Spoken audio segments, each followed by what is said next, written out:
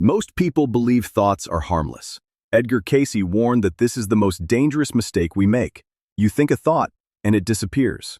No blood drawn, no bones broken, just neurons firing in the privacy of your skull. But what if that assumption is fundamentally wrong? What if every thought you've ever had has left a mark, not on you, but on the fabric of reality itself? Cayce didn't speak in mystical terms when he addressed this. He spoke with the precision of someone who had seen the mechanics. He described thoughts as forces, measurable, tangible, and irreversible. And now, decades after his death, scientists are beginning to see the evidence he pointed toward. Researchers studying quantum coherence in neural tissue have recorded electromagnetic signatures that persist long after a thought concludes. Neuroimaging labs at Stanford and MIT have documented energy patterns that don't dissipate, they transfer. The data suggests something unsettling. Thinking isn't passive. It's construction. If you're still watching, subscribe now. You'll want to see where this leads. Here's where it gets strange. Cayce claimed that thoughts don't just affect the thinker, they shape the environment. Not metaphorically, structurally. He described what he called thought forms, semi-stable energy configurations that linger in spaces where intense mental activity occurs. Modern physicists would call this absurd, except that we now have instruments sensitive enough to detect localized field distortions in rooms where focused cognition takes place. Labs in Berlin and Tokyo have measured micro-Tesla-level fluctuations during meditation sessions, fluctuations that remain detectable for hours afterward. The fields don't match any known electromagnetic source. They correlate only with the density and duration of focused thought. It's as if thinking leaves a residue, one we've been walking through our entire lives without knowing it was there. But Cayce went further. He said the real danger isn't in what thoughts do to the external world, it's in what they do to the thinker. He warned that repetitive thought patterns, especially those rooted in fear, resentment, or judgment, create what he called karmic anchors. These aren't spiritual punishments, they're structural debts. Every time you reinforce a particular thought, you deepen a groove in your neural architecture. Neuroscience confirms this through synaptic pruning and Hebbian plasticity. Neurons that fire together, wire together. What Cayce described as spiritual law is now recognized as biological inevitability. You become the sum of what you think, not because the universe rewards or punishes you, but because your brain physically reshapes itself around your dominant mental patterns. The person you'll be in 10 years is being built, synapse by synapse, in this moment. Except there's a contradiction. If thoughts are so powerful, why do most people feel so powerless? Why can someone think positively for years and still spiral into depression? Why do affirmations fail? Cayce anticipated this question. He said most people mistake the content of a thought for its structure. You can repeat, "I am confident," 1,000 times. But if the underlying energetic signature of that thought is doubt, you're not building confidence. You're building a more sophisticated form of self-deception. The brain doesn't respond to words. It responds to the electromagnetic and biochemical state that accompanies those words. If you're anxious while affirming calmness, your nervous system registers anxiety. The thought becomes a lie your body knows is false. And every repetition deepens the incongruence. This is why Cayce insisted on alignment, not between thought and desire, but between thought and state. The thought must match the frequency of the reality you're trying to construct. Anything less is noise. But here's the deeper issue. Most people don't even know what they're thinking. Cayce pointed out that the conscious mind is aware of only a fraction of its own activity. Modern cognitive science supports this. Studies estimate that 95% of mental processing occurs below the threshold of awareness. That means 95% of the thoughts shaping your reality, sculpting your brain, and projecting into your environment are ones you never consciously chose. They're inherited, adopted from parents, culture, media, trauma, and they run continuously, like background code. You think you're choosing your life, but you're operating on scripts written before you learn to speak. Cayce called this the subconscious ledger, a record of every unexamined belief and automatic reaction. Neuroscience calls it implicit memory and procedural conditioning. Same mechanism, same consequence. You are not the author of most of your thoughts. You're the inheritor. And inheritance, Cayce warned, is the most dangerous form of causality because it feels like identity. Now scientists are detecting something even stranger. Research into biophoton emission, ultra-weak light emitted by living cells, has revealed that human beings radiate measurable light, primarily from the brain and hands. The intensity fluctuates with mental state. Deep focus, compassion, and coherent intention increase emission. Anxiety, resentment, and scattered thinking decrease it. In other words, your thoughts are literally luminous. You are a light source, and the quality of that light changes based on what you think. Casey described this phenomenon a century ago. He said the human aura wasn't metaphorical, it was optical, a real field generated by thought and emotion. Modern instruments now confirm it. You're not just thinking, you're glowing. And that glow has measurable effects on people and environments nearby. Studies on heart rate variability and electromagnetic coherence show that two people in proximity synchronize their biofields within minutes. Your mental state isn't private, it's contagious. But then the contradiction deepens. If thoughts are this powerful, why isn't everyone aware of it? Why don't we feel the weight of every mental impulse? Casey's answer: because the effects are cumulative, not immediate. A single thought is weak. A repeated thought is a pattern. A pattern sustained over years becomes a structure, psychological, neurological, and, Casey believed, metaphysical. He described it like water carving stone. One drop does nothing. A river changes the landscape. Your habitual thoughts are the river, and you don't notice the erosion until the canyon is already there. By the time you realize you're depressed, anxious, or bitter, the architecture is set. The thoughts that built it are long forgotten, but the structure remains. This is why Casey insisted that awareness is the only defense. You can't change what you don't see, and most people never see it because they're looking at the content, the story of the thought, not the process. The process is invisible until you learn to observe it. Here's what makes this urgent. Casey warned that we're approaching a threshold, not spiritual, but informational. As technology accelerates and attention fractures, the number of thoughts per day is increasing. Studies show the average person has between 6,000 and 60,000 thoughts daily, most of them repetitive and negative. That's 6,000 to 60,000 micro-constructions shaping your brain, your body, and, if Casey was right, the field around you. Multiply that by billions of people, and you have a planetary thought field, dense, chaotic, and increasingly incoherent. Casey predicted that when collective thought becomes sufficiently disordered, it would manifest as environmental and social collapse.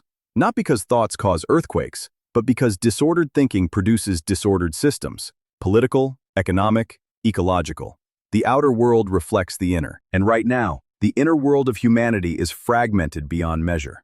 But there's a twist. Casey also said this threshold is an opportunity, because once you understand that thoughts are formative, you gain access to the most direct lever of change available. You don't need to change your circumstances. You don't need to wait for external conditions to improve. You can begin altering the foundational code, your habitual mental patterns, and watch reality reorganize around the new structure. He described this as mind as builder. Not wishful thinking, not manifestation, construction. You think, and the thought begins to build. The question is, are you building consciously, or are you letting the inherited scripts run unchecked? Because either way, you're building. The structure is rising whether you direct it or not. Neuroscientists studying neuroplasticity and cognitive behavioral therapy have documented this process in action. When patients systematically replace maladaptive thought patterns with adaptive ones, brain scans show measurable structural changes within 8 weeks. The anterior cingulate cortex thickens. The amygdala shrinks. The default mode network reconfigures. The person isn't just thinking differently, they are different. The brain is a different organ. Casey called this mind over matter, but that phrase trivializes what's actually happening. It's not mind over matter, it's mind as matter. Thought is the scaffolding on which biology builds itself. But here's the final contradiction, the one Casey emphasized most. You can't think your way out of thought. The act of trying to control your thoughts is itself a thought, and usually a tense one. Trying to force positivity often backfires because the effort introduces strain, and strain is its own signal, one the nervous system interprets as threat. Casey's solution wasn't control, it was observation. He taught that the act of witnessing a thought without engaging it begins to dissolve its power. This isn't mysticism, it's attention mechanics. When you observe a thought neutrally, you break the automaticity. The thought still arises, but it doesn't trigger the cascade of secondary thoughts, emotions, and behaviors that normally follow. You see it, you don't become it. Over time, this practice erodes the dominance of inherited patterns. The subconscious ledger begins to clear, and new thoughts, ones you actually choose, have space to take root. This is where Casey's warning becomes practical. Most people will never examine their thoughts. They'll live and die as conduits for inherited patterns, convinced they're making choices when they're really running code. And that's fine. There's no judgment in the mechanism. But the cost is steep, because every unexamined thought strengthens the architecture that constrains you. Every automatic reaction deepens the groove. And over decades, those grooves become canyons. You end up living a life you didn't design, shaped by thoughts you didn't choose, in a mental environment you never questioned. Casey said this is the true tragedy of human existence. Not suffering, but unconsciousness. Not pain, but the failure to see what's causing it. Scientists studying the default mode network, the brain's autopilot, have found that it consumes up to 80% of the brain's energy. That's how much resources your brain dedicates to maintaining the story of you. Ruminating, planning, worrying, remembering. It's an expensive operation, and most of it is unnecessary. Studies on meditation and flow states show that when the default mode network quiets, people report deeper well-being, greater creativity, and a sense of connection that feels more real than ordinary waking life. In other words, the less you think habitually, the more alive you feel. Casey described this as accessing the superconscious, not a mystical realm, but a higher-order cognitive mode where thought becomes precise, intentional, and aligned with a larger coherence. Modern neuroscience would describe it as prefrontal cortex dominance with reduced default mode interference. Same state, same effect. You step out of the automatic and into the intention. And in that space, thought becomes what Casey always said it was, the most powerful tool a human being possesses. But the evidence suggests we're using it backward. Instead of thinking deliberately, we think reactively. Instead of constructing, we're echoing. And the echo is getting louder. Algorithms feed us content designed to trigger specific thoughts. Social media platforms optimize for engagement, which means they optimize for emotional arousal, anger, envy, fear. Every scroll is a prompt. Every notification is a cognitive intrusion. And the brain, wired for survival, responds to every ping as if it's relevant. The result is a mental environment more polluted than any physical one. You're not thinking your own thoughts. You're thinking the thoughts the environment elicits. And those thoughts, repeated, become you. Casey warned about this kind of cognitive occupation long before the internet existed. He said that when external stimuli dominate the mind, the soul, the conscious, choosing self, atrophies. You become reactive instead of generative, a receiver instead of a creator. And in that state, you lose access to the very thing that makes you human, the capacity to think independently, to choose your mental content, to direct your attention with intention. This isn't a moral failure, it's a structural one. The environment has been engineered to capture and hold your attention. And attention, Casey understood, is the currency of consciousness. Where your attention goes, your energy flows. And where your energy flows, structure forms. If your attention is fragmented, your life will be fragmented. If your attention is owned by external systems, your selfhood will be too. The contradiction here is brutal. The same era that gave us unprecedented access to information has also created unprecedented distraction. We know more than any generation in history, but we think less. We have infinite tools for self-improvement, but record levels of anxiety and depression. Casey would say this isn't a paradox, it's the expected outcome, because information without attention is noise, and noise, amplified, becomes chaos. The mind isn't designed to process the volume of input we're now exposed to. It's designed for focus, depth, coherence. When you violate that design, the system destabilizes, and destabilization manifests as mental illness, social fragmentation, and existential dread. Not because the world is worse, but because the mind is overwhelmed. Yet the solution remains what it's always been: attention. Casey taught that the single most important skill a person can develop is the ability to place and hold attention intentionally. Not for productivity, not for success, for sovereignty. Because if you can't control what you pay attention to, you don't control your thoughts. And if you don't control your thoughts, you don't control your reality. This isn't self-help rhetoric. It's cognitive mechanics. Attention determines neural firing patterns. Firing patterns determine synaptic connections. Connections determine personality, perception, and behavior. The chain is clear. Attention is the root. Everything else follows. Neuroscientists studying attentional networks have identified three systems: alerting, orienting, and executive control. The executive control network, centered in the prefrontal cortex, is what allows you to choose what to focus on. It's the neurological seat of willpower. And like any system, it can be strengthened or weakened. Chronic distraction weakens it. Sustained focus strengthens it. Casey called this mental discipline, and he insisted it was the foundation of all spiritual and psychological development. Modern research agrees. People with stronger executive control networks report higher life satisfaction, better relationships, lower anxiety, and greater resilience. They're not smarter, they're more sovereign. They decide what they think about, and that decision, repeated daily, shapes everything else. But here's what Casey emphasized that modern psychology often misses. Attention isn't just a cognitive tool, it's a creative force. Where you place your attention doesn't just affect your experience, it affects what becomes real. Not through magic, but through causality. If you focus on problems, you'll see more problems, think more problem-oriented thoughts, and take more problem-reinforcing actions.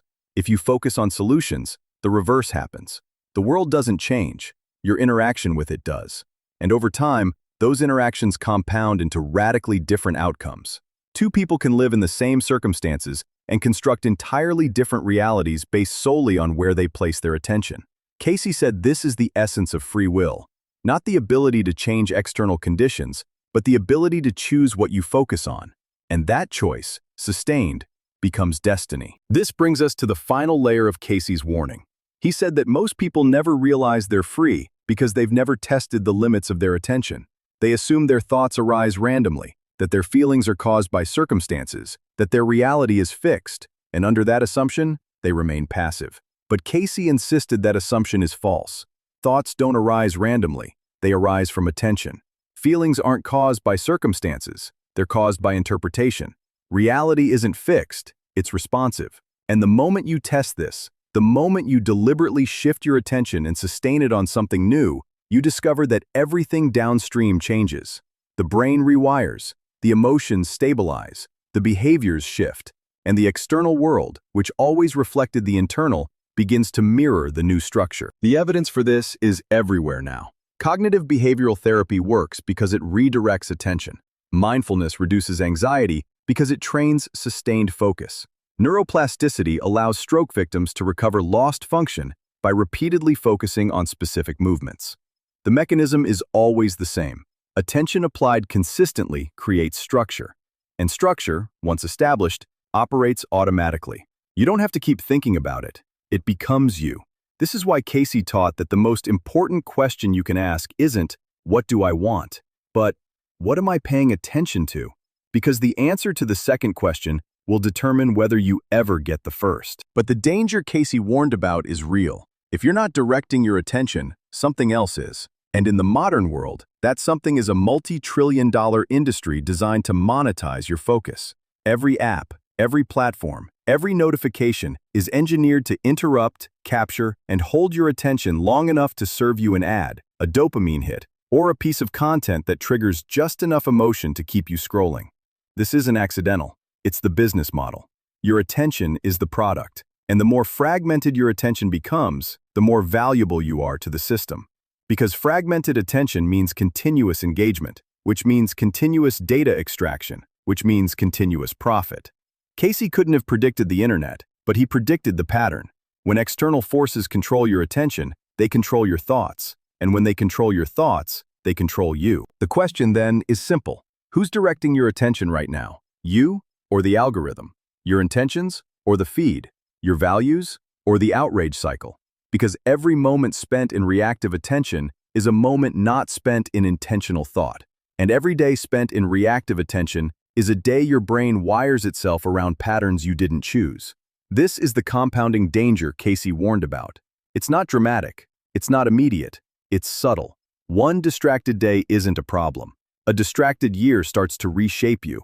A distracted decade leaves you unrecognizable, not because something was done to you, but because something wasn't done by you.